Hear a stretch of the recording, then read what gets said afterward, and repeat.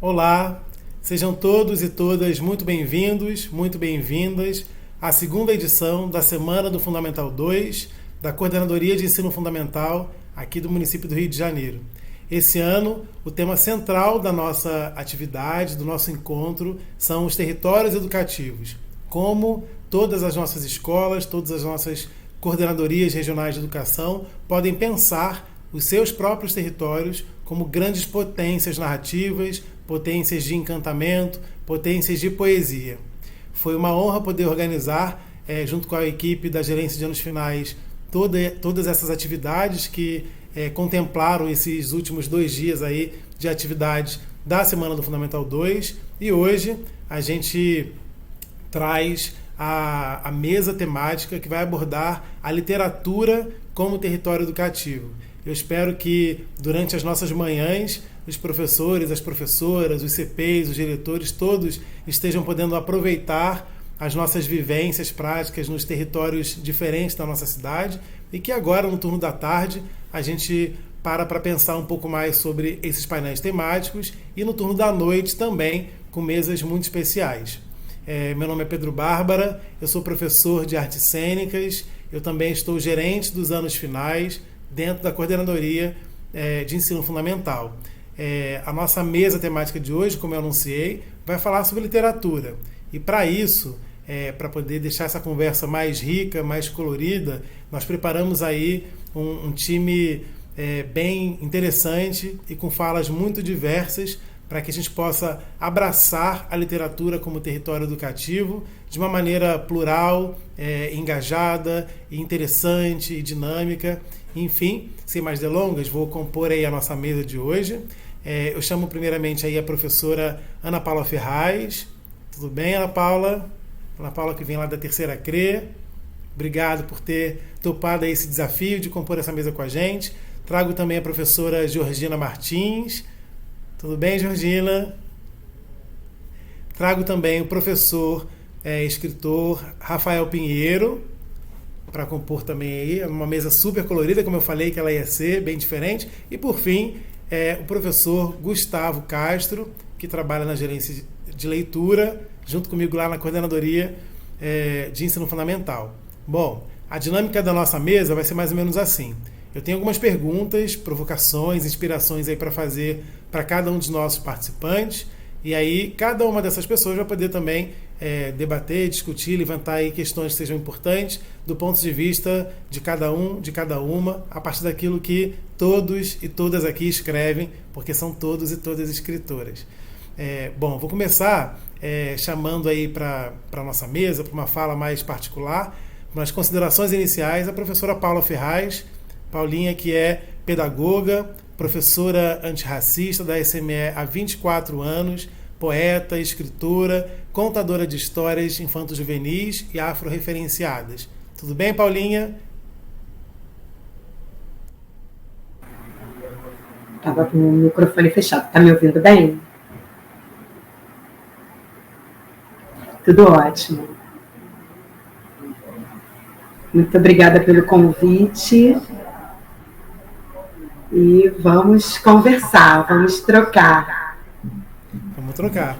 Paulinha, eu vou já te fazer a primeira pergunta, e aí, depois, conforme eu for trazendo os outros convidados, eu também os apresento da maneira mais formal, vamos dizer assim.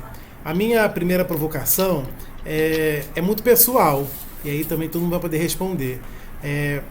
Quando eu penso em literatura, e aí pensando na minha prática docente, eu lembro de quando, nas práticas teatrais, eu promovi um encontro dos meus estudantes, das minhas estudantes todas, com Guimarães Rosa, que eu gosto muito, uma literatura que para mim é difícil, foi difícil de acessar, mas depois que entrei nesse universo, não quis mais sair. Então, eu lembro quando os meus estudantes conheceram a Terceira Margem do Rio, por exemplo, a primeira vez, e que no primeiro momento parecia que não fazia o menor sentido. Mas depois, quando a experiência do texto, da oralidade, da produção de subjetividades entrava em cena, Guimarães Rosa pareceu mais palpável, pareceu mais possível. Então, para mim, literatura está nesse lugar, né, de facilitar o nosso encontro com um mundo que é criativo, imaginário, potente. Mas aí a minha pergunta vem no seguinte sentido. Como a literatura a contação de histórias e esse universo super criativo entra na sua vida, Paula, nas vidas de todo mundo que está aqui? Essa é a primeira pergunta que eu faço para toda a mesa. Como a literatura, essa contação de histórias, produção de histórias, entra nas vidas de vocês? Paulinha pode começar a responder. Eu aprendi a escrever, eu devia estar com uns 5 anos de idade. E para mim foi exatamente um clique, assim, eu aprendi a ler, eu lia tudo e tentava compreender tudo. E a literatura, ela sempre me abriu outros horizontes. Eu sempre pensei na literatura assim. A escrita veio, assim, conscientemente muito mais tarde, porque é um lugar que não é nosso, um lugar que não é meu, enquanto uma menina preta e que gostava de escrever. Então, eu tinha livros, eu tinha cadernos que eu anotava, que eu escrevia, que eu desenhava, e aquilo era só meu, era um acervo meu. E eu comecei a ter essa consciência bem mais tarde, e comecei a participar de concursos literários, e aí caramba, eu realmente sei escrever, fui selecionada, recebi premiação, então eu realmente sei escrever. Então é muito incrível quando você tem, a partir desse acesso, você consegue externar tantas coisas que estão dentro de você e que as pessoas não veem, e não veem porque a gente precisa cumprir um papel social que muitas vezes não se interessa por aquela criatividade que está ali dentro. Então, entrar nesse universo de escrita e de contação de histórias dentro do meu trabalho foi desbravador, junto com os meus alunos, com os alunos da rede, que eu visito muitas escolas em várias CREs, né? E aí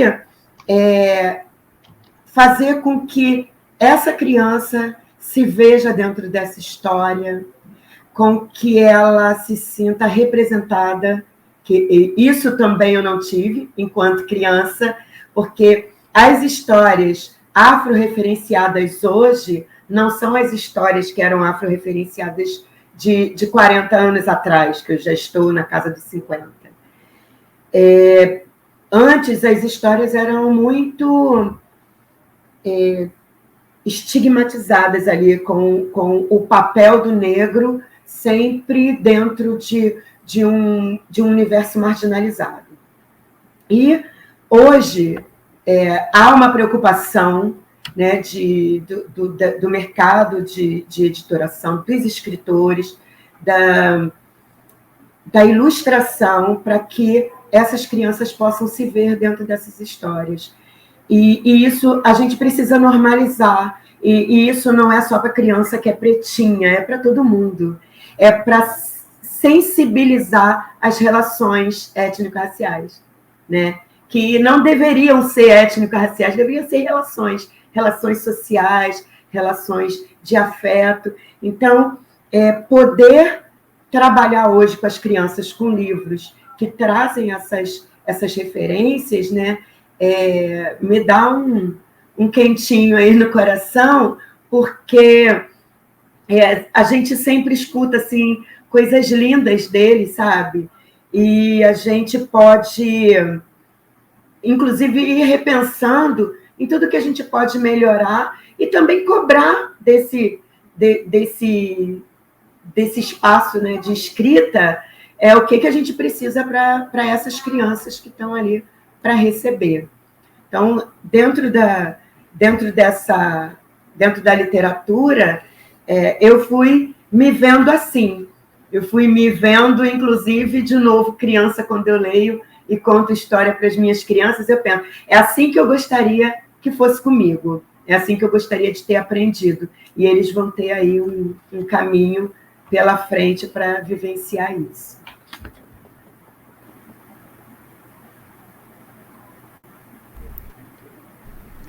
Obrigado, Paula, por essas palavras iniciais aí. Eu vou passar a palavra para responder a mesma pergunta para os outros convidados, mas aí eu vou cuidar para fazer a apresentação de vocês já antes, para não bagunçar demais aqui o meu roteiro, tá? Então, vou apresentar primeiro a professora Georgina Martins, que é professora, escritora, doutora em literatura brasileira pela UFRJ, especialista em teoria e crítica da literatura infantil e juvenil, e é doutoranda em psicossociologia no Instituto de Psicologia da UFRJ. É colunista da revista Ciência Hoje, minha amiga de longa data, de que eu tenho muita estima, maior respeito, e me sinto muito honrado de poder tê-la aqui conosco. Obrigado, Georgina, por topar esse desafio aí de falar para os nossos professores da rede. Vou apresentar também o queridíssimo e recém-conhecido da minha pessoa, pelo menos, Rafael Pinheiro, que é arquiteto e urbanista pela FAO, na UFRJ, pesquisador do mundo dos quadrinhos. Eu achei fantástico também, com uma pós-graduação em quadrinhos na França. É mestre em mídias criativas pela Escola de Comunicação da UFRJ, é editor-chefe do Universo Guará, uma editora do ano... Desculpa, deixa eu ler aqui para não errar. Eleita editora do ano pela HQ Mix em 2022, onde coordena também a produção de diversos artistas e títulos em nível nacional e internacional. É professor da Escola de Comunicação e Design Digital, ECDD, do Instituto, não sei se vou falar direitinho, mas vou tentar, INFNET, e diretor do INCO, Escola de Mídias Criativas. É apresentador, é uma voz potente aí do mundo dos quadrinhos, trazendo para a nossa mesa uma riqueza aí que é bastante interessante e está muito presente na nossa rede também. E por fim, vou apresentar, para a gente poder sair dessa formalidade, o professor Gustavo Castro. Gustavo, que é graduado em Pedagogia pelo Centro Universitário Augusto Mota, como professor de educação da nossa rede, trabalha com educação infantil, é lotado na Secretaria de Educação do Rio, meu colega da Coordenadoria de Ensino Fundamental, contador de histórias infantis, gosta de escrever poesias. Gustavo é um grande poeta, está sempre distribuindo textos belíssimos para a gente lá na coordenadoria, e atualmente é integrante da gerência de leitura. Bom, todo mundo devidamente apresentado. Eu vou repetir a pergunta para que as 3 pessoas que ainda não responderam possam responder. Como a literatura, esse mundo da contação das histórias, o mundo de criação de universos muito criativos, entra na vida de cada um de vocês? Georgina? Primeiro, eu quero agradecer o convite. Estou muito feliz de estar aqui. Eu sempre falo para o Pedro, conte comigo sempre para falar para rede pública de ensino. E, assim, como a literatura entrou na minha vida, é um negócio interessante. Eu venho de uma família, assim, muito pobre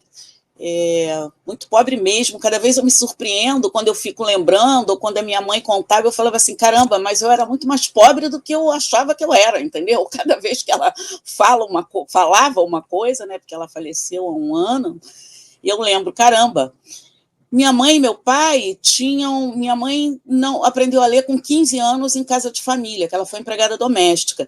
E meu pai fez até o 4º ano primário, o antigo primário, em Fortaleza, no Ceará. Ele era do Ceará e minha mãe era do interior do estado, Itaúcara. Então, eles dois tinham um apreço muito grande pela educação e pela leitura. E eu aprendi a ler com a minha mãe em casa. Apesar dela ter sido alfabetizada muito tarde e praticamente semi-alfabetizada, que ela tinha muita dificuldade, ela me ensinou a ler. E eu aprendi a ler e a literatura entrou na minha vida de uma forma muito interessante. Eu aprendi a ler no bonde, olha só. Antigamente, né, eu tenho 64 anos, o último bairro do Rio de Janeiro que teve bonde foi a Ilha do Governador. Eu morava na Ilha do Governador. Então, eu estava numa viagem de bonde, eu falo que a minha primeira viagem com a leitura foi no bonde, e aí eu aprendi a ler soletrando. Minha mãe me ensinava B com A, L com A, e eu achava uma maravilha aquilo. E aí eu estava no bonde e li, porque tinha propagandas no bonde, assim, em cima, né? Os jovens aqui não vão lembrar, mas aí estava escrito F com U, Fu, B com A, Bá. Eu li e dei um grito, assim, dentro do bonde. Fubá, aprendi a ler. Então, todo mundo ficou rindo e foi a minha primeira viagem com a leitura. E, desde então, como meus pais sempre valorizaram a leitura, e eles diziam que era a única coisa que eles podiam me dar o estudo, na minha casa não tinha livros, porque não tinha dinheiro para comprar, né? Então eu não tive coleção dessas coleções que as pessoas tinham, Conhecer, Barça, e, enfim, várias coleções, mas na casa da minha madrinha, que morava perto, tinha, e lá ninguém gostava de ler. Então eu ia lá para a casa dela e ficava lendo aquelas coleções. Eu adorava aqueles encartes maravilhosos. Tinha um vendedor de porta a porta antigamente, ele trazia as coleções e uns encartes lindos, coloridos, e eu ficava encantada com aquilo, mas não podia comprar. Ia lá para a casa da minha madrinha ler. E aí eu dei a sorte de ter tido na minha vida professores que sempre gostaram de ler. Isso foi fundamental na minha vida. Eu estudei numa escola, o Colégio Municipal Roberto Silveira, que é em Mesquita, né? Mesquita se emancipou, Edson Passos, antes não era, pertencia a Nova Iguaçu, e o Colégio Municipal Roberto Silveira, até o psicólogo lia, o professor de ciência, todo mundo lia. E lá era muito engraçado, isso década de 70, quando o aluno estava com problema, estava triste, né, deprimido, não sei o quê, eles mandavam a gente ir lá conversar com o psicólogo ou com o professor de ciências. E aí, o que eles receitavam? Eu lembro até hoje, um professor de psicologia, né, que ficava lá atendendo os alunos, ele era médico e exercia lá uma função de psicólogo na escola. Ele mandou eu ler 2 livros, que era Yoga para Nervosos, olha só, eu estava no 7º ano, eu acho, que hoje seria o 7º ano, né? Seria o 3º ano do ginásio antigamente, né? E ele mandou ler Yoga para Nervosos, e um livro do Freud, que era da Edições de Ouro, que é sobre consciente, inconsciente, id, ego, superego, e acho que meus pais compraram, porque a escola pedia para comprar, eles faziam o maior sacrifício, e o Yoga para Nervosos, que era do Hermógenes, eu achei muito bom, quer dizer, ele me achava nervosa, claro, né? Então, eu achei muito bom, e eu comecei a ler e li esses livros com muita paixão. E eu tive um professor de literatura, 2 excelentes, um é o Sérgio Fonseca, que está vivo até hoje, felizmente, ele é sambista, e ele adorava ler. Então, ele recomendava livros, poemas, uma série de coisas. E o outro professor, o seu Gentil, lá do Colégio Municipal Roberto Silveira, que ele mandava a gente ler tudo. E a gente leu Iracema, do Machado de Assis, a gente leu Dom Casmurro. Claro que Dom Casmurro eu não entendi nada no 3º ano, né, do ginásio, mas tinha que ler e eu lia. E depois eu fui ler de novo e consegui compreender. Então, a literatura sempre foi uma coisa muito presente na minha vida, porque ela possibilitou a minha mudança de vida. Não é? Eu pude, tudo que eu fiz, tudo que eu conquistei até hoje foi por conta da literatura.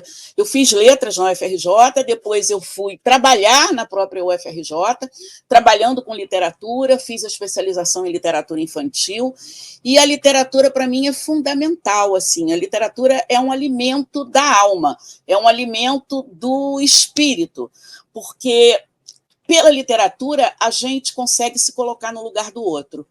Então, isso é fundamental. Sempre esteve presente na minha vida, desde criança. Eu tinha uma cartilha, que era uma cartilha muito velhinha, que ela tinha tudo.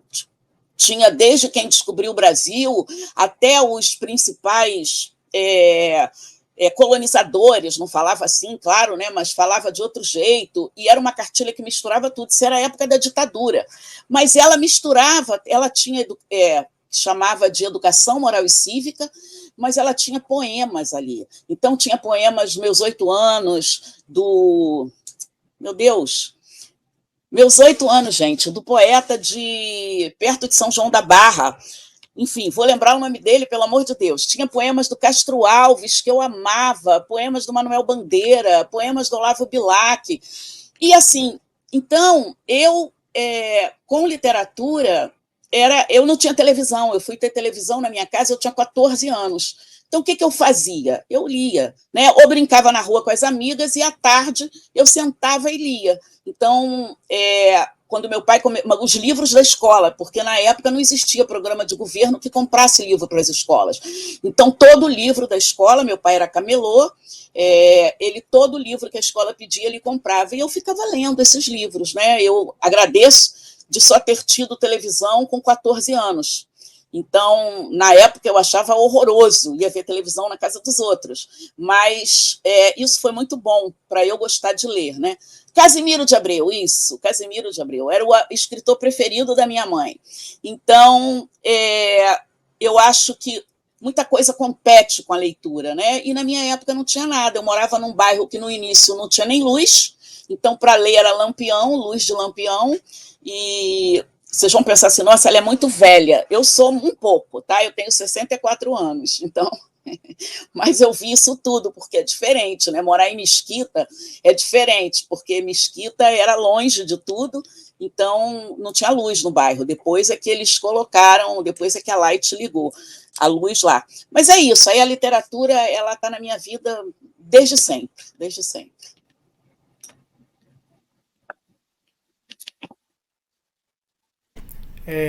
Obrigado, Georgina. Eu ia dizer o Casimiro de Abreu. Eu lembro que a gente passava por Casimiro de Abreu quando ia dar aula em Macaé. Fiz uma associação, né? Bom, vou repetir a pergunta, mais ou menos, já mudando também a pergunta para Rafael. Rafael, como é que a literatura, a contação de histórias para o seu universo, que é bem particular, nesse caso aqui da nossa mesa, como é que isso entra na sua vida? Salve, gente. Olá, olá. Então, ele entra de duas maneiras e eu acho que isso é interessante pra caramba, né? Porque a gente ouve histórias como leitor e a gente escreve histórias como autor.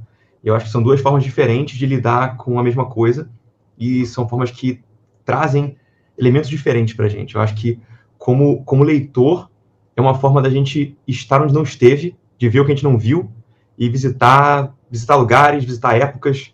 É quase uma viagem no tempo e no espaço, assim. Não precisa inventar a máquina do tempo, porque já foi inventada, e é só você ler, né? Tanto quadrinho quanto livros, né? Então, eu acho que você aprende muito sobre outras coisas, você tem novas visões de mundo, né? Você conhece gente diferente de você, às vezes você pode nascer num lugar onde todo mundo que mora ali é parecido com você, da mesma cor, sei lá, da mesma classe social, e talvez o fato de que você está lendo vai te permitir ver coisas e conhecer coisas que ninguém ali conhece, né? O que é muito importante, muito rico para você como pessoa, assim, não tô nem falando de, não, como literato, não, como pessoa, como gente, como ser humano, sabe? Isso é um lado, e o outro lado, como escritor, eu vou tentar ser breve, porque eu falo muito, então eu vou tentar ser breve, mas como escritor, né, como autor, eu acho que é mais legal ainda, porque é uma forma de ler a sua mente, né? É um jeito de falar para os outros o que você está pensando, de um jeito, ainda mais com desenho, né, com ilustração, com quadrinhos, de um jeito que não tem como traduzir, às vezes, sabe? Às vezes você está pensando alguma coisa, você tem uma ideia, você tem um conceito, e aquilo tá na sua cabeça, aquilo tá ganhando peso, ocupando espaço, e você consegue meio que descer aquilo ali no papel, e você sente alívio, tanto por você tirar daquilo da cabeça, quanto por saber que outras pessoas vão poder ler e ver, e talvez concordar ou não, ou discordar também é legal, e trocar essa ideia. Então, eu acho que é uma forma muito poderosa de trocar ideia. Eu sou fã de trocar ideia, inclusive, de maneira geral, seja conversa de bar, seja uma mesa como essa.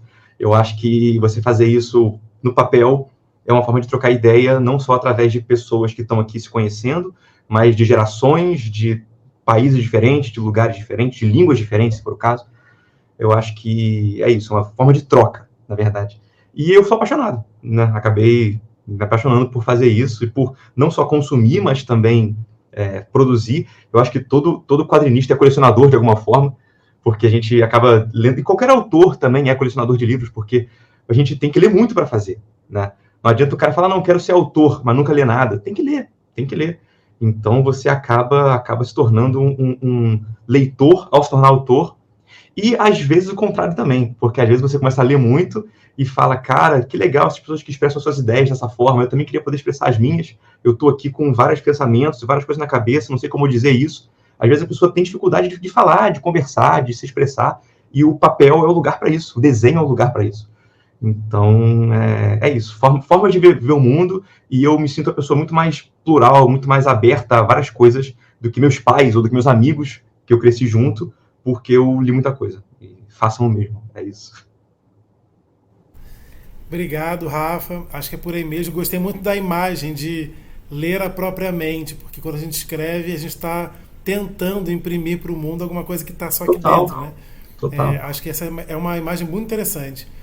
Bom, para finalizar essa primeira rodada, vou chamar o Gustavo, que também gosta de contar história. O Gustavo é um contador nato, um falador nato, e risonho pra caramba.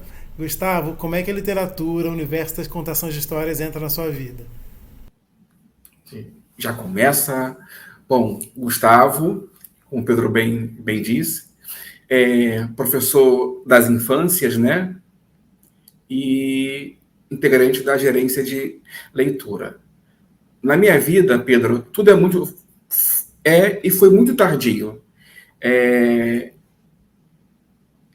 Eu comecei a ler de forma voraz, mas especificamente a partir dos meus 17 para 18 anos. Né? Eu sempre tive uma dificuldade muito grande na comunicação, isso na parte da minha infância, o medo de me relacionar com muitas pessoas, né? Era gago, excessivamente gago, né? Tinha uma dificuldade na minha fala também, eu não falava, a minha fala saía sem a palavra, a letra R, então era sempre 1000 cujeio, 10 cujeio, né? Nunca falava ouro, e de vez em quando sai também. E a leitura, a literatura foi como um espelho para mim, né? Porque espelho que eu quero dizer é que ela me possibilitou me libertar de padrões e crenças, né? Ler me deu a possibilidade de poder interagir com pessoas, embora autores, como o nosso Rafael falou, né? E ensaiar falas. Isso vocês vão compreender, porque aos 47 anos eu tive o meu laudo do transtorno do aspecto do autismo. Então, toda a minha dificuldade que eu tinha de falar, de me comunicar, a interação era muito difícil. Com a literatura, isso aconteceu uma explosão, um boom. Então, 2 processos. A literatura, ela foi uma alavanca, e o serviço público, né? Porque, como eu sou professor das infâncias, eu precisei falar. Era uma especificidade da minha profissão, né? Falar para crianças, com crianças. E nessa falação toda, eu fui cada vez mais sendo mais falante e menos gago, né? Tanto que uma criança perguntou certa vez, tio, por que você, quando fala, você fala assim? Quer dizer, já era uma dificuldade minha, e essas falas foram me dando uma boa resposta do meu processo evolutivo. A literatura, ela me possibilitou, como eu bem disse, falar, escrever, né? Para mim é muito difícil tecer pensamentos, conceber coisas que não existem. Eu tenho que ver a coisa, eu tenho que tocar a coisa, né? Ela me possibilitou e vem me possibilitando me descolar de mim mesmo, né?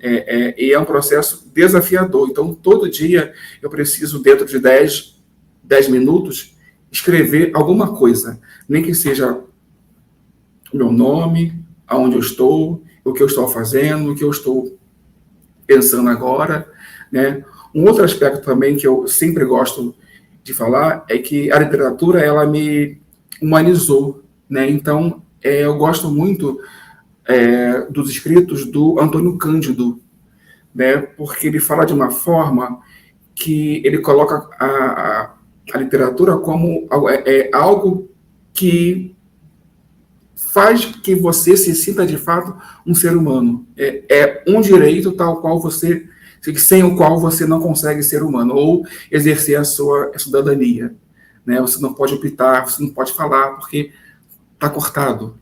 E a literatura, ela te permite a criação desses mundos, né? Ou de outros mundos. Ultimamente, eu li agora até por influência do Pedro, o Torto Arado, né? E eu fiquei assim encantado de tal forma com a Belonísia, bom, o Spore já tem bastante tempo o livro, ela não fala, quer dizer, devido a um acidente, né? Mas no capítulo 17 da segunda parte, há um instante, porque ela aprendeu a ler, graças à escola que o pai pediu para ser criada, né? E ela fala da necessidade que ela tinha que, ao descansar, ao pé de uma árvore, ela levar livros para poder ler, para entender mais, entender melhor o mundo. Isso, para mim, foi... eu me vi nela. É como se eu quisesse ser, todos os dias, a Belonísia. Então, a literatura, ela tem essa força na minha vida. Ela me deu fala, voz eu já tinha, claro, mas ela me possibilitou falar de forma mais bonita, mais elegante. E hoje, mais do que nunca, que eu uni a essa literatura aspectos étnico-raciais, que eu sou encantado por isso, né? E a questão da poesia, que é onde eu consigo, de alguma forma, poder criar asas, né? Poder falar de coisas com as quais eu gosto e que naquele momento eu estou impossibilitado, né? Então eu crio narrativas nesse sentido. E HQ, é claro que eu não posso até puxar a saca aqui do nosso Rafael, eu gosto muito do Thor, né? Daquele tom imperativo do Thor, né?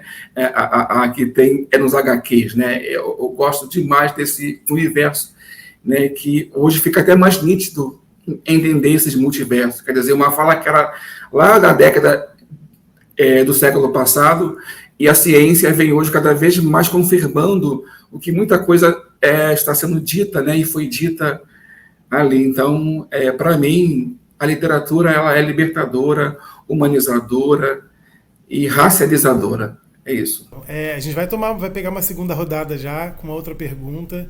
Eu queria só fazer um combinado aqui, uma costura entre as falas. Eu acho que é muito importante a gente começar e terminar nas infâncias, né? Foi curioso como a Paula trouxe elementos da sua própria infância para poder ir destacando como é que a narrativa da literatura na sua vida foi sendo construída. Georgina fez um caminho também parecido. Rafael já foi trazendo uma perspectiva mais madura para isso, trazendo até para as nossas relações no dia de hoje, como é que a literatura expande nossos pontos de vista e nos permite acessar o mundo por meio dessas construções tão longe da gente, né, de classes sociais, de culturas, enfim. E o Gustavo termina retomando, voltando para as infâncias, que é o lugar de onde ele fala, quando ele se descobre, se percebe professor com com os seus desafios pessoais e os desafios da própria profissão. A sala de aula é um universo mágico, encantador, mas também muito desafiador, né?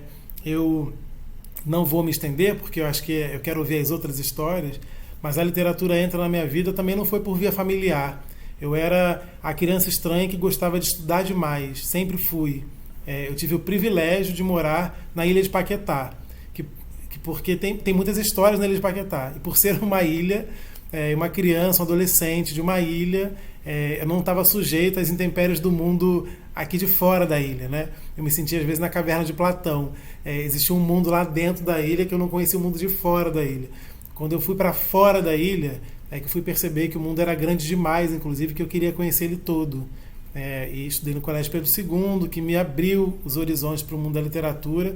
Não foi de um jeito muito confortável, mas colocou os Machados de Assis na minha mesa, colocou os Dom Carlos de Murros na minha mesa, colocou uma série de outros autores que eu fui conhecendo e obras literárias que eu fui conhecendo de um jeito um pouco traumático, mas depois fui fazendo minhas próprias escolhas, né, até me encontrar com os personagens que, assim como Paula falou, conversam um pouco mais comigo, né? Eu me vejo na escrita de Conceição Evaristo, eu me vejo nos personagens que ela descreve, eu me vejo na história transatlântica de Um Defeito de Cor, da Ana Maria Gonçalves, aquela menina querríndia, aquela menina, ela poderia ter sido minha tataravó, não sei. Meu pai fez esse trânsito na Atlântica, meu pai tem um pé no outro continente. Então, para mim, a literatura sempre foi um navio, não um tumbeiro, mas um navio de muitas alegrias, de me permitir fazer trânsitos nos mares que estão dentro de mim e que às vezes alguns eu nem conheço. Então acho que para mim a literatura está nesse lugar. E a minha segunda pergunta também, para orquestrar aqui a nossa conversa, ela vai ser em cima do tema que leva essa mesa. Pode a literatura, eu vou transformar o tema da mesa numa pergunta, pode a literatura ser compreendida ou ser praticada ou experienciada como um território educativo, do ponto de vista aí de cada um de vocês? Como é que a gente responderia essa pergunta? Pode a literatura ser compreendida como um território educativo? Paulinha, vai lá?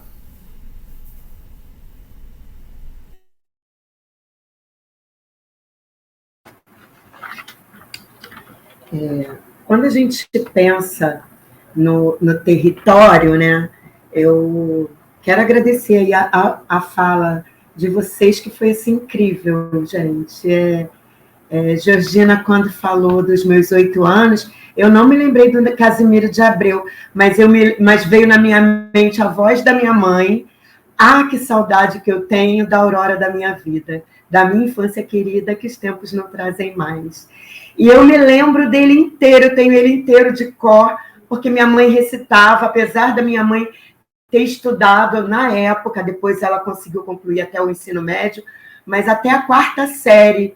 Mas a leitura sempre esteve muito próxima da gente em casa. Meu pai comprava jornal todo dia, e aí como a gente vai vendo que a literatura entra muito, muito antes do que a gente consegue lembrar, né? Foi muito incrível a fala de vocês. Mas, falando do território, o território, ele, por si só, ele já é educativo. Onde a gente nasce, onde a gente convive, né, os espaços que a gente atua, desde pequenininhos, desde bebês, são territórios educativos. A gente aprende a andar, a gente aprende a falar, a gente cria o hábito de alimentar, né? A gente cria o hábito de religioso, e isso tudo é educação. A educação tem uma amplitude muito grande, né? E quando a gente leva, né, essa realidade desse território para o papel, como o Rafael falou, o Rafael foi o Gustavo, né? O Gustavo falou, quando a gente externa isso, fazer com que essa literatura realmente faça parte desse território educador, né? Então, quando essas relações sociais, né, que a gente tem dentro desse território, ele pode ser retratado, né, através da escrita ou através da leitura, né, que a gente faz, como o Pedro falou, que quando você vê a escrita da Conceição Evaristo, você se vê, e são tantos outros escritores assim que quando a gente lê, a gente, nossa, isso aconteceu comigo, eu vi isso, né? Assim, o que está retratado aqui fez em algum momento parte da minha vida.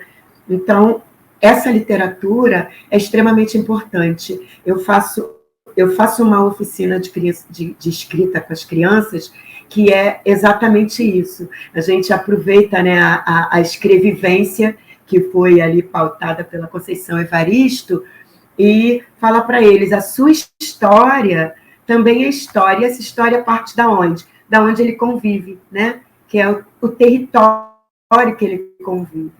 Então, fazer esse link, né, da literatura e do território é extremamente assim, importante para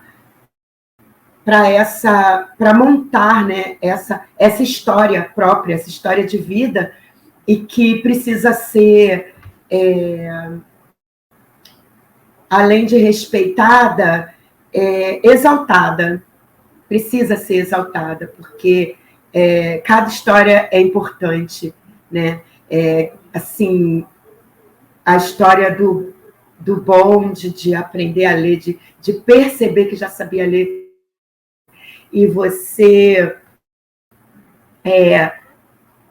se vê comunicando e superando algo, né, que durante tanto tempo foi talvez uma barreira, né, de comunicação, e aí com essa convivência, porque a literatura não é somente a escrita, né? Ela também é a oralidade, ela é falada, ela está ali dentro da comunicação, de tudo que a gente vivencia aí nessas relações.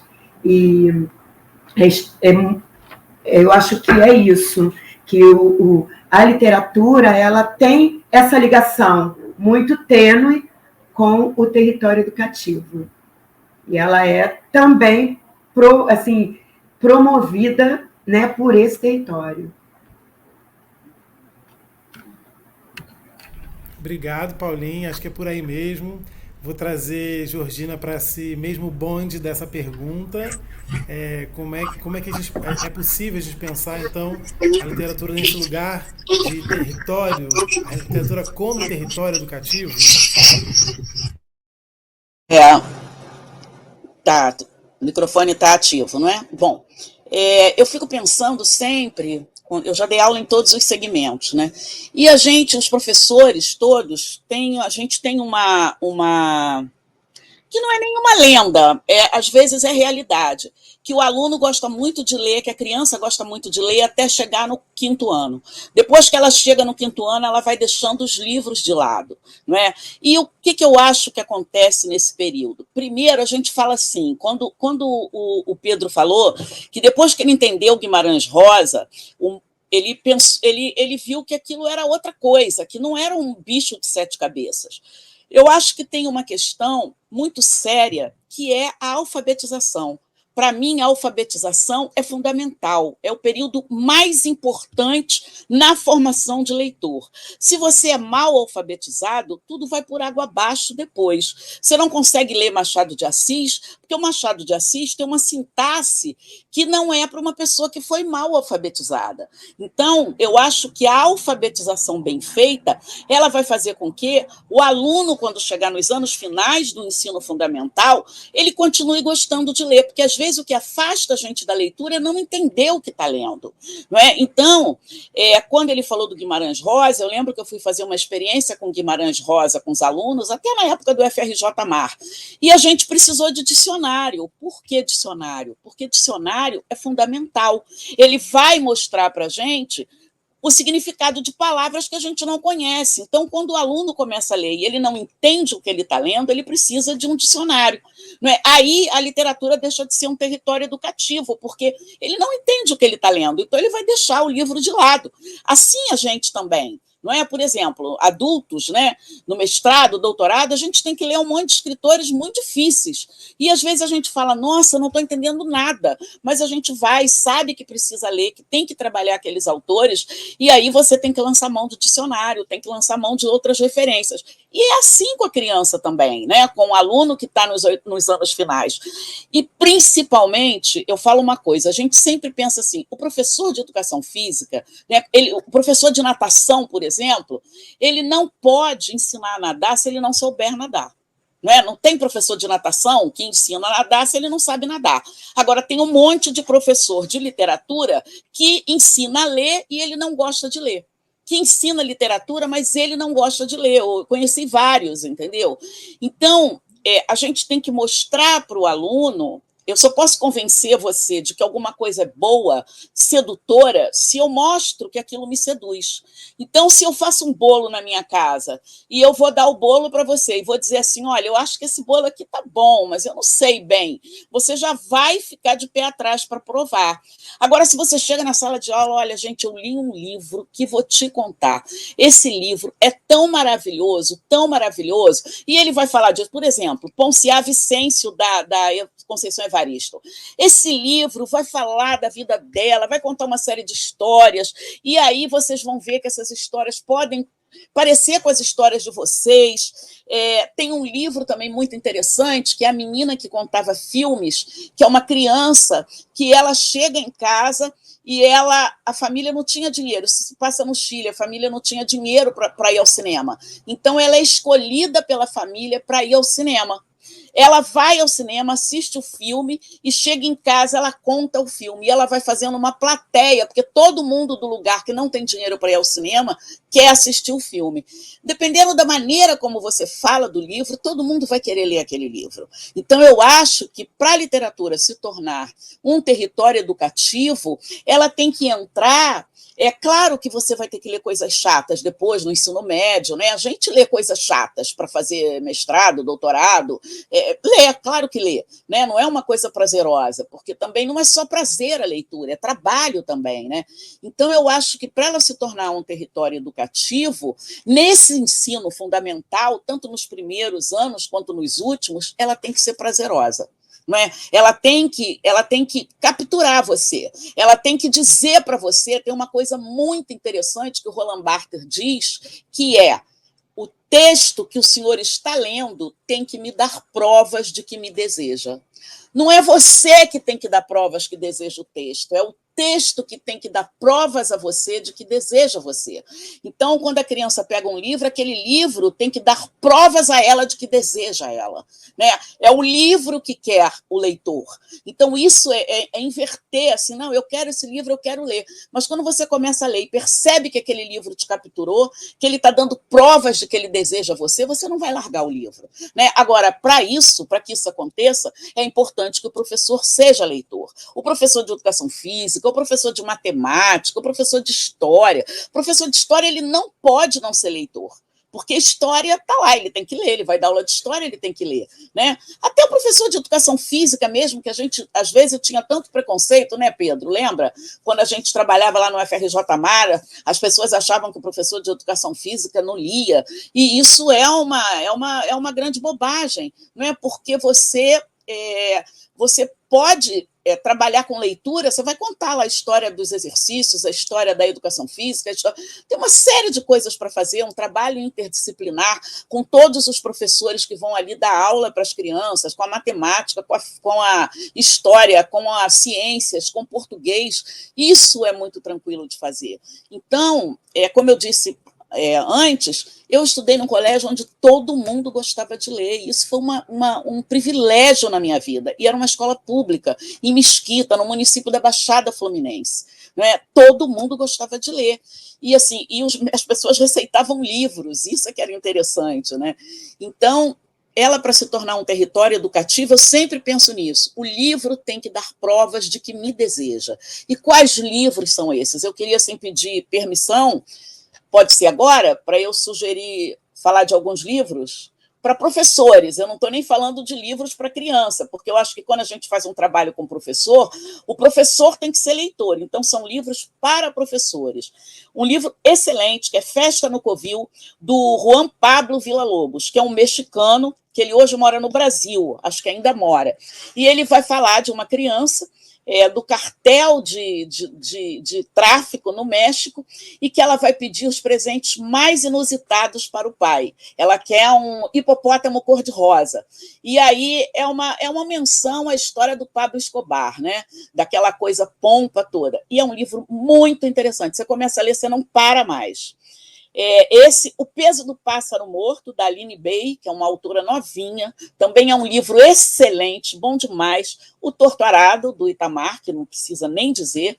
Esse é A Menina que Contava Filmes. Um Defeito de Cor, da Ana Maria Machado, que é um livro deste tamanho, mas você não consegue parar de ler, porque quando ela começa, quando ela começa a falar da invasão que há lá onde mora Ken Reed, né, e a irmã, e que aí as meninas vão lá serem capturadas por navio negreiro, você não consegue parar mais. E o Ponciá Vicêncio, da Conceição Evaristo. Então, eu teria muitos outros livros para falar aqui, mas acho que são esses, assim, para os professores. Tem que ler, gente, eu sei que é difícil, professor que trabalha para caramba em vários segmentos, em vários horários, mas a gente só pode formar leitor se a gente gostar de ler, senão a gente não forma leitor, né? E é isso, e alfabetização. E ler um livro, não entendeu o que está escrito, pega o dicionário, porque senão ela não vai andar. Senão você vai dizer, nossa, isso aqui é muito chato, porque você não entendeu. Todo mundo, não é só criança. Eu leio com o dicionário do lado, porque tem muitas coisas que eu não sei. E a gente não é obrigado a saber tudo. Para isso existem os dicionários, né? É isso. Obrigado, Georgina. Acho que é isso mesmo. O universo da literatura é muito amplo, tem muitos desafios e muitos caminhos maravilhosos também. Adorei as dicas. Vou procurar já alguns que não conheço, principalmente. Então vamos lá para o Rafael agora. O Rafa que tem um design aí de escrita diferente do que a maioria aqui. Estou muito interessado em saber como processa essa pergunta para você, Rafa. A literatura, essa produção de escrita criativa como um território educativo. Como é que isso se dá aí para você? Tá. Também eu respondo em duas formas. Uma porque eu dou aula de desenho de quadrinhos, então é uma coisa quase metalinguística, então ensinar a desenhar, ensinar a escrever é diferente por si só, né? Mas é muito interessante, mas acho que não é o foco aqui. O legal, e eu vou puxar a brasa pro quadrinho, né? Afinal de contas, porque quadrinho é excelente para ensinar coisas. Não importa muito bem a matéria. Porque talvez o exemplo mais interessante seja línguas.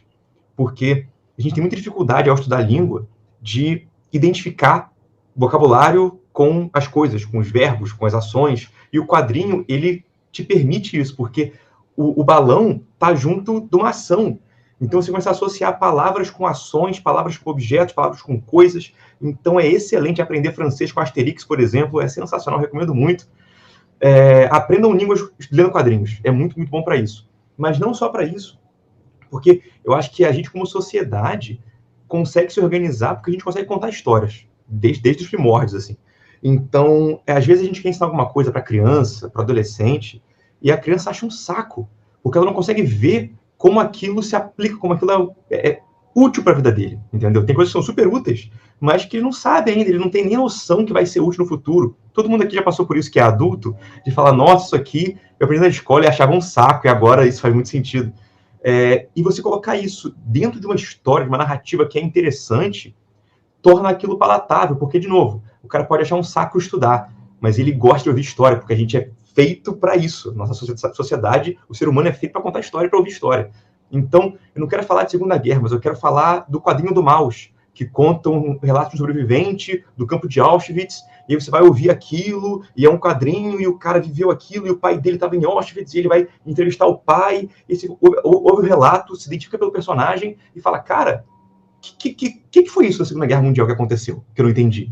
Vamos estudar mais, entendeu? Isso acontece com um monte de coisa. Tem vários quadrinhos que não são necessariamente educativos, mas eles permeiam momentos históricos, ou eles permeiam conceitos interessantes.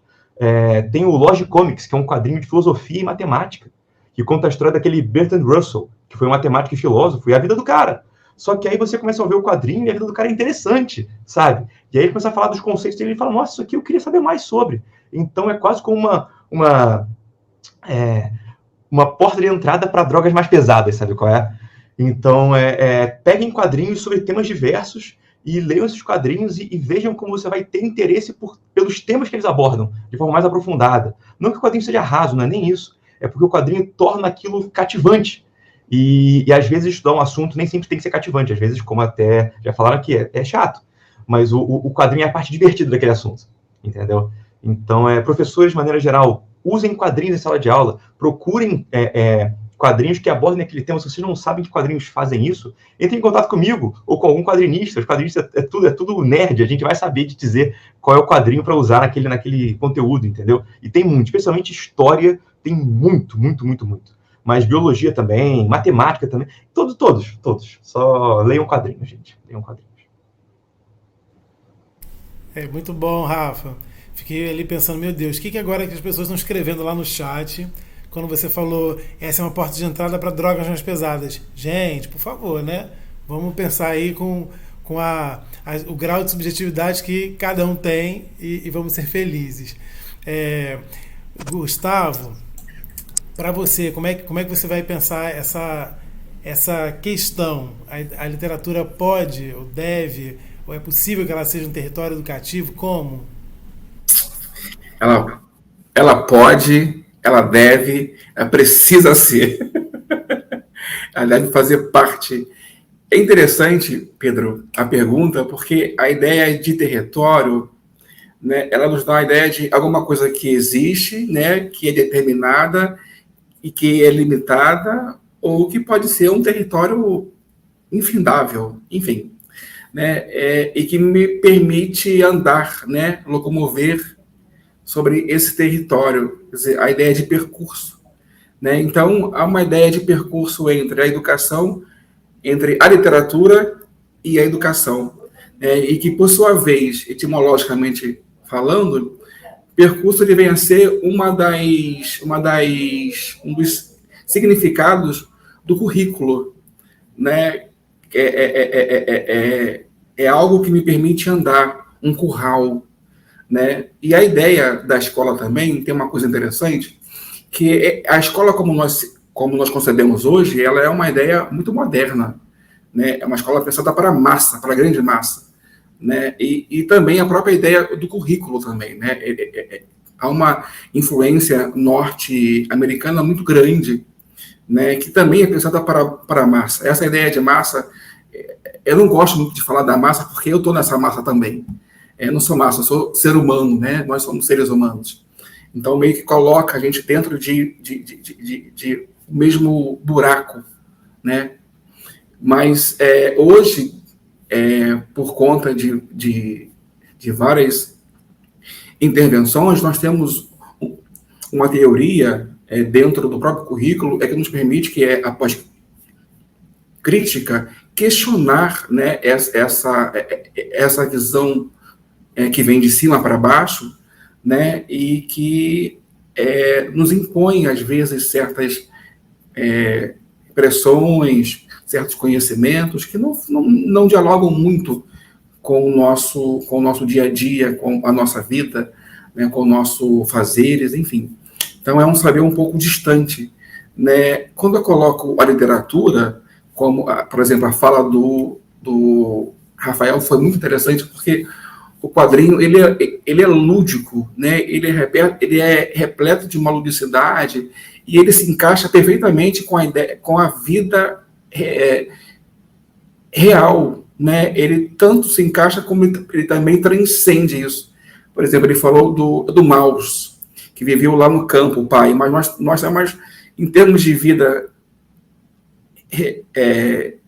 real, nós temos o Viktor Frankl, que viveu no campo de concentração, né, e que sobrevive e que vem fundar depois a logoterapia, que é uma das forças em psicologia, né? Então, é interessante porque isso tudo graças à literatura, né? E ele anotava as suas observações em papéis em que ele encontrava pelo chão, às vezes papel higiênico, e guardava aquelas observações. Então, literatura e educação sempre andando juntas, né? Sempre caminhando por esse território. E o mais interessante é que não há como desvencilhar. Algumas pessoas tentam, assim como cortaram, por exemplo, a filosofia, tentam, né? A filosofia, a sociologia, porque são áreas que nos ajudam a pensar, a questionar, né? Da mesma forma como aconteceu no Torto Arado, né? Quando Severo ele começa a ter contato com o sindicato, a percepção dele cresce e ele tem uma necessidade de expandir, de levar para os outros aqueles conhecimentos. Quer dizer, essa é a força que eu acho da literatura, né?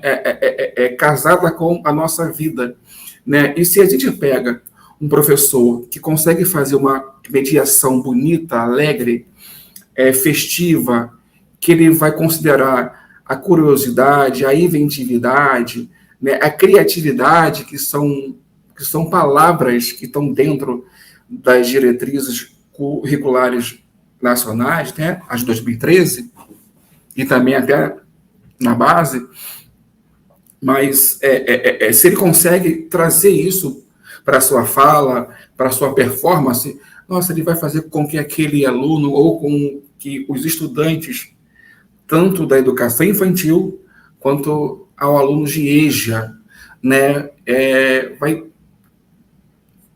favorecer uma compreensão de mundo muito ampla, né, e que podem até também, por sua vez, serem eles autores das suas narrativas, né? Então, a literatura, ela precisa fazer parte da educação.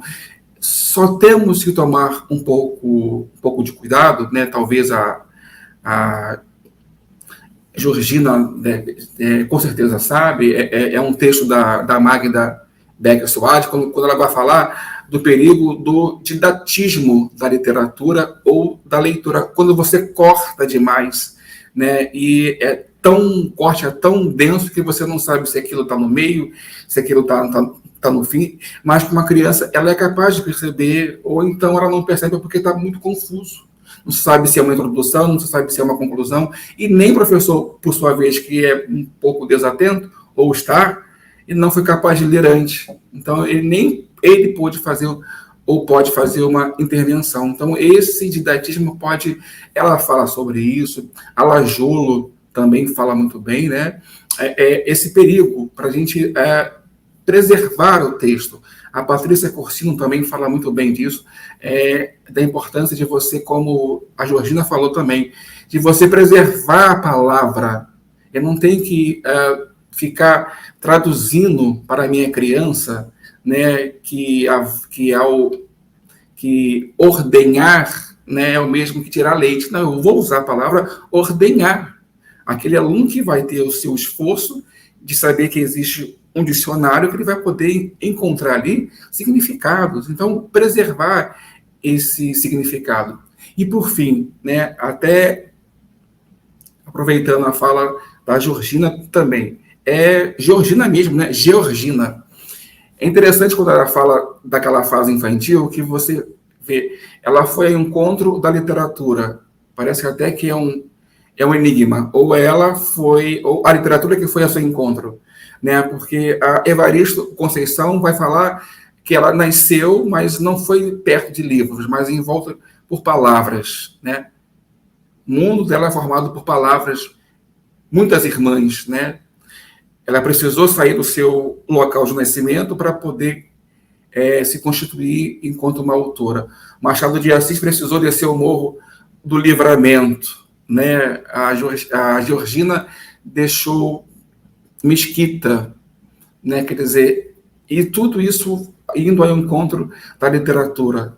Então, olha como que ela potencializa, como que ela nos abre, como que ela nos permite criar mundos para que pessoas possam adentrar esse mundo. E eu destaco algo que a Georgina também falou, a importância da alfabetização, do letramento, muito bem feito, fazer com muito carinho, com muito amor, percebendo que há um futuro ali, ou se não já um leitor ali na minha frente, né? Não ver isso daqui a alguns anos, mas agora, né? É uma relação alteritária, de alteridade, e não autoritária, em que eu falo para alguém que está me ouvindo. Há uma interação ali, há uma conexão, né? O Bartolomeu fala muito bem disso, né? A literatura me conecta com a vida, né? Eu chamo até brinco, chamo de Bartolamor, né? E não Bartolomeu, porque é de todo mundo, né? E eu acho que é isso, Pedro. A literatura de fato, sim, dialoga com a educação, estão no mesmo território, e a escola precisa, de fato, favorecer este encontro, esse encantamento, porque só ela é capaz de nos possibilitar que eu perceba que aquele livro está me chamando. Isso que a Georgina falou foi muito bonito. Lindo, Gustavo. Gustavo é maravilhoso, tá vendo? É com essa pessoa que eu tenho o privilégio de trabalhar todos os dias. A gente vai caminhar para a rodada final, né? Nossa roda já está chegando ao fim, e eu vou tentar terminar de um jeito diferente. Ao invés de a gente fazer apenas saudações finais e a gente se despedir, eu vou provocar aí vocês a pensarem num personagem ou numa história, numa situação que para vocês possa servir de inspiração para aquilo que vocês gostariam de comunicar no final. Eu vou dar o exemplo, vou começar por mim, para parecer possível de realizar isso. A gente aqui já falou sobre vários autores, muitas autoras, alguns personagens inclusive já apareceram. E se eu pudesse destacar de tudo que eu já li e que me encantou de alguma maneira, para esse momento eu escolheria o velho do Rio, aquele homem que decide deixar a sua família, pegar uma canoa de repente e ir para o meio de um rio e viver naquela canoa até algum momento. Eu lembro que essa história mexeu muito com os meus alunos, porque eles não entendiam o que aquele homem estava fazendo naquele rio. Não entendiam por que a gente tinha que falar de uma terceira margem para um rio que tem... Eles falavam, mas professor, o rio só tem duas margens, tem esse lado daqui da direita e o lado da esquerda, não tem outra. E aí quando a gente coloca aquele homem no meio do rio, eles começam a se deparar com aquela história que parecia muito distante para eles e de repente começa a fazer outros sentidos, pensando terceiras vias, pensando mundos possíveis, pensando ampliação de repertório, pensando que a gente pode ser... podemos ser mais responsáveis pelas nossas escolhas e que isso pode afetar o mundo à nossa volta, mas nós também somos esse mundo. Então, se eu pudesse destacar dentro de um livro, um personagem, uma situação, eu hoje destacaria esse personagem, esse velho que está lá no meio do rio, no conto do Guimarães Rosa, Terceira Margem, que inclusive montei com os meus alunos uma peça de teatro sobre isso, e os meus alunos começaram a compreender esse livro pelo mar, pelas águas. E a gente começou a estudar o rompimento da barragem de Brumadinho, de Mariana, e os meus alunos decidiram que o protagonista dessa história não seria nem o homem, nem o filho, nem a esposa que ficou para trás, seria o próprio rio. E eles criaram o Rio Guimarães, que conversava com o rio Brumadinho, com o rio Mariana, e nessa história a gente contou a história de Terceira Margem. Foi uma sacada muito interessante, porque a gente foi pensando caminhos possíveis para trabalhar com teatro. Isso para mim fazia sentido. E foi lindo de ver, foi bem bonito, e tenho saudade. Então, essa seria a minha consideração final, pegando esse personagem, essa história. Como vocês encerrariam, então, a fala de vocês? Com uma história, ou com um personagem, ou com uma obra, passando aí uma mensagem final para os nossos professores. Vou começar, vou manter a ordem, tá? Paulinha vai ser a primeira, depois Georgina, depois Rafael, finalizo com o Gustavo.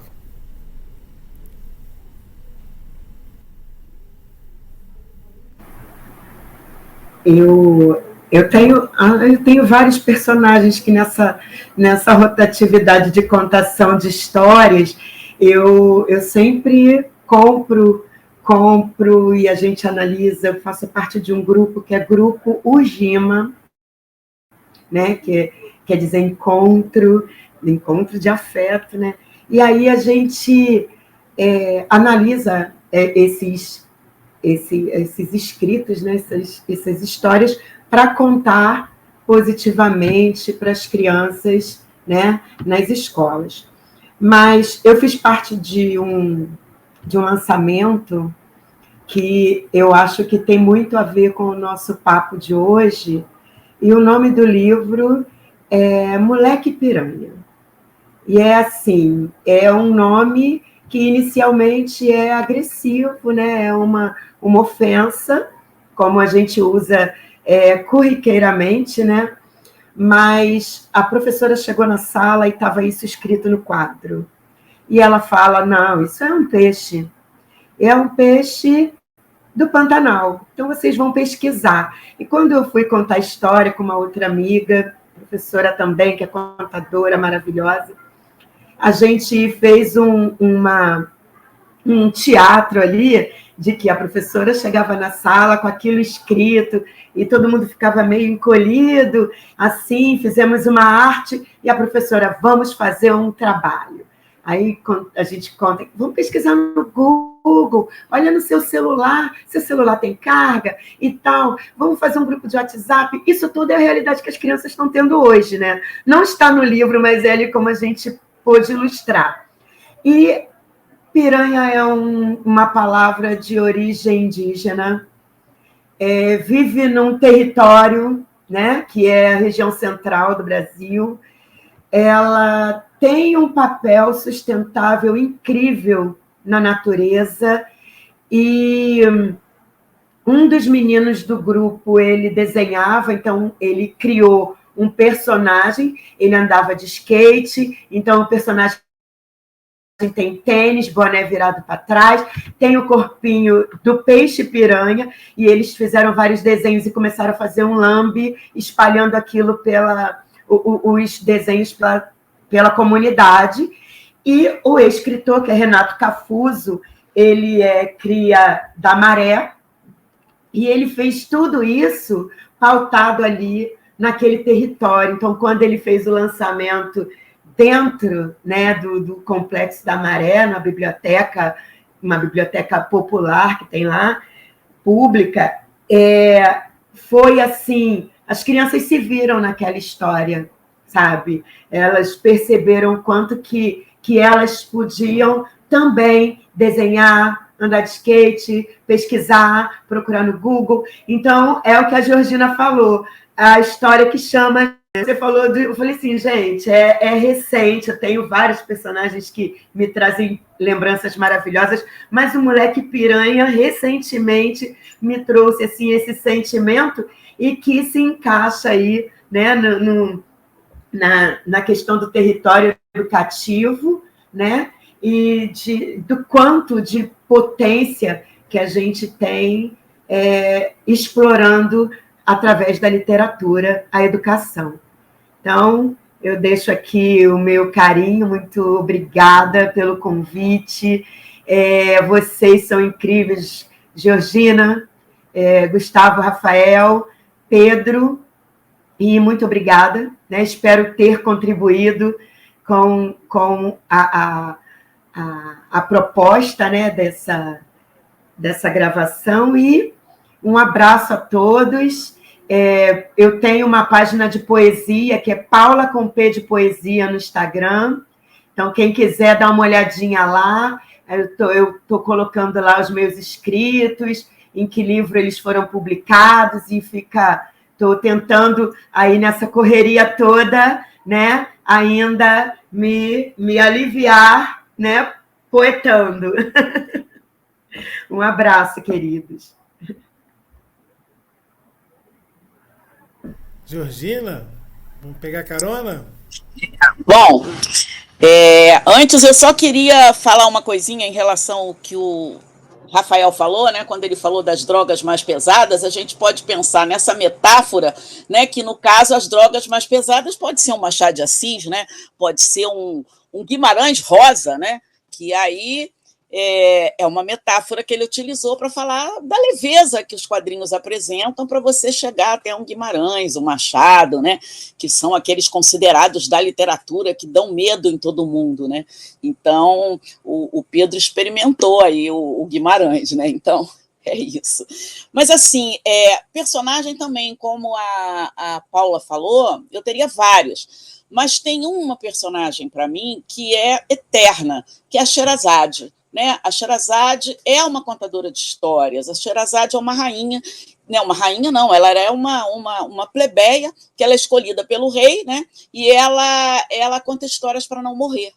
E eu acho que é isso, né? A gente escreve, a gente conta histórias e a gente lê para enganar a morte. Então, para mim, a Sherazade é a grande personagem da civilização, né? Como assim, o homem conta histórias desde que está no mundo, né? Então, acho que é isso. E aí, agradecer enormemente estar aqui, foi muito bom conhecer vocês, Paula, Gustavo, Rafael. Rafael, também deixa o seu contato aí, porque a gente vai entrar em contato para saber muito mais sobre quadrinhos, né? E eu também tenho Instagram, que é Georgina Martins, onde eu coloco minhas coisas lá também, e faço política também. Então, é isso. Muito obrigada mesmo. Podem contar comigo sempre, adorei estar aqui. Quero o contato de vocês, do Gustavo, da Paula, do Rafael, do Pedro eu já tenho. Obrigada. Obrigado você, Georgina. Foi maravilhosa a sua contribuição. Amei. Eu acho que é isso. Fui lá no pesado mesmo. Pesadão, bom de pesadão do Guimarães. Não foi fácil. Não foi fácil. Não é fácil até hoje.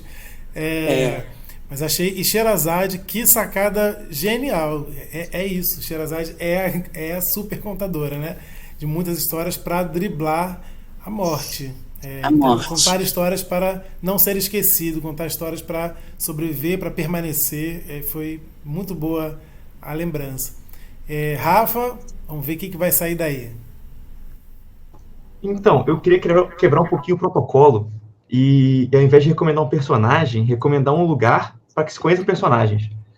Porque é muito comum a galera, quando a gente fala de quadrinho brasileiro, todo mundo fala, eu não conheço, eu não sei onde encontrar, só conhece Marvel e DC.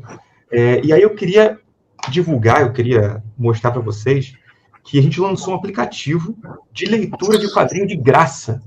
Quadrinho brasileiro. Chama-se Funktoon. Deixa eu abrir aqui para vocês, olha só. É só baixar em qualquer celular. Assim, eu sei que nem todo mundo tem um celular e tal, mas é mais democrático do que comprar um gibi de R$50, né? E tem quadrinhos brasileiros de graça para serem lidos. A gente lançou esse aplicativo tem 3 meses e a gente conseguiu 1.400 autores orgânicos. As pessoas foram publicar lá. Porque não tem onde publicar, as pessoas não são vistas, né? O autor brasileiro faz quadrinho e não é lido. E agora ele pode ser lido. Então, vão lá descobrir, tem um monte de quadrinhos, um monte de quadrinhos brasileiros para serem lidos lá dentro. E escolham o seu personagem, né? Eu vou acabar sendo um pouco enviesado falando dos nossos, não quero falar disso. Descubram os seus, entendeu? E usem isso para conhecer novos quadrinhos, conhecer novos autores, e, enfim, ler mais quadrinhos, que eu acho que é uma coisa que falta, né? A galera olha muito quadrinho como coisa de criança, uma coisa que é só é só pra Turma da Mônica, né? E não é, mesmo. Tanto que eu citei Maus mais cedo, existem quadrinhos adultos, não adulto no sentido de temas adultos, não. Adulto no sentido de debate relevante, de conversas interessantes, de conversas para terem... Enquanto você bota seu filho para ler um gibi, você está lendo outro, né? Com outro assunto e para debater com os amigos também. Eu acho que é isso. Leiam quadrinhos e façam quadrinhos também, que é um jeito de aprender sobre as coisas. Para quem perdeu, Funktoon. Funk de funk brasileiro, né? Funk. E Toon, T-O-O-N. É de graça, gente. Bate e lê um quadrinho. Obrigado, Rafa. Achei ótima essa quebra de protocolo. Funktoon, vamos conhecer. Faltou falar isso na sua descrição no começo, realmente tinha essa linha lá registrada. É um aplicativo recente, né? Acho muito interessante porque é de fácil acesso para quem dispõe desse dispositivo e a gente consegue compartilhar isso entre os nossos colegas, professores, estudantes. Então vamos lá, Funktoon, vamos pesquisar e conhecer mais desse mundo dos quadrinhos. E para finalizar, Gustavo, quem você vai trazer para essa roda aqui? Eu vou quebrar também esse protocolo, mas falando mais de um, que para mim é muito difícil ficar num, né? Eu tenho que falar demais, que é difícil para mim conceber. Eu queria muito ser, aí no caso não o personagem, mas ser o Lima Barreto.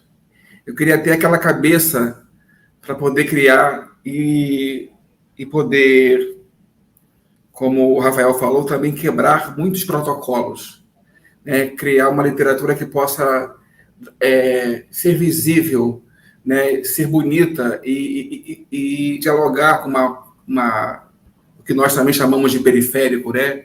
Tá no trem, você capta alguém, você está andando, você capta alguém, enfim. Eu também quero ser, assim, aí vem uma gama de mulheres, eu não sei porquê, mas a Luísa Maim, do Defeito de Cor, a Belonísia, como já falei aqui, eu me encantei. O pai dela, o Zeca Chapéu Grande, porque eu tenho uma relação com a questão da mata, com a questão medicinal, com a questão indígena, né, que também é africana, muito grande. Eu não sei explicar para vocês. Aquele barulho quando você pisa em cima de folhas secas, né? Foi assim que eu fui lendo esse livro, sempre dentro de uma mata. né? O Pedro sempre fala que quando ele costuma escrever, ele se vê dentro do quintal dele e escreve a partir do quintal. Eu tento estar numa mata e começar a escrever a partir de dentro desta mata, ouvindo pássaros, sons, barulhos. Então, eu quis também ser muito esse Zeca Chapéu Grande, com o conhecimento que ele tem, né, de curar males do corpo, da alma, de poder oferecer para o povo, né, que está precisando de medicamentos mais naturais, né, desde as ervas, da sua devida aplicação, né, e o mais bonito disso tudo, né, gente, como que a literatura possibilita isso tudo, né, você encarna e reencarna tantas vezes quantas forem necessárias, né, e eu acho que é isso. Esses personagens, eles me ajudaram muito a ser o que eu sou hoje, né, tem muitos, mas vou ficar só nesse. Eles me ajudaram muito, né, eles me constituem também, né, e isso me possibilitou também, por incrível que pareça, alcançar minha própria identidade, saber quem eu sou, quem é o Gustavo, né, e isso me conectou muito comigo mesmo. E eu preciso agradecer ao Pedro, né, a gerência de anos finais, a CEF também, né, que me possibilitou, aí eu falo a Carla também, né, que Carla e Pedro é uma dupla muito dinâmica, e possibilitou estar aqui agora, conversando com vocês, falando, né, e poder trocar. Gente, eu fiquei muito encantado, e quando eu falo encantado, é porque eu estou muito, muito pleno, assim, eu quero pular, eu tenho muito de me mexer, eu não posso, né, eu estou muito feliz de poder estar com cada um de vocês. Eu também quis ser Rafael, a Georgina, a Paula, o Pedro. Muito obrigado por essa oportunidade, muito obrigado mesmo. Obrigado, Gustavo. Obrigado, Paula. Obrigado, Rafael. Obrigado, Georgina, por esse encontro inusitado, repentino, e não mais que de repente ele também vai embora, mas ele vai ficar eternizado aí nas memórias dos nossos colegas que puderem acessar no canal do YouTube da Multirio essa nossa conversa, que foi maravilhosa para mim também. Agradeço em nome da gerência de anos finais, de toda a minha equipe, e da equipe da Coordenadoria de Ensino Fundamental, por essa mesa riquíssima, maravilhosa. Um beijo grande para vocês. Eu vou ficar por aqui para fazer o encerramento oficial da nossa mesa. Obrigado, um axé para todos vocês e até o próximo encontro. Bom, mais uma mesa que a gente consegue realizar aqui na nossa Semana do Ensino Fundamental 2, trazendo a perspectiva da literatura como território educativo. Não percam o restante da nossa programação, né, com as nossas vivências práticas em 8 lugares diferentes dessa cidade. Então não perca a oportunidade de se inscrever, você professor, você professora, CP, diretor, diretora. Não perca a oportunidade de participar de uma dessas atividades presenciais. Ainda dá tempo, ainda temos aí algumas cartas na manga para a gente poder jogar. E a nossa cidade é muito rica, ela é muito cheia de possibilidades, e a gente acredita que por meio não só da literatura, mas por meio das nossas relações pessoais, né, interpessoais, lá presencialmente nesses lugares, e também nas outras mesas que compõem e as rodas de conversa que compõem esse nosso evento pedagógico, a gente vai poder assim costurar ideias, criações, expectativas e superação de desafios para a nossa rede toda. Então, eu agradeço como gerência de anos finais, agradeço como coordenadoria de ensino fundamental, e a gente se vê nos próximos encontros. Não percam, tá bem? Um abraço carinhoso a todos e todas e até amanhã. Tchau, tchau.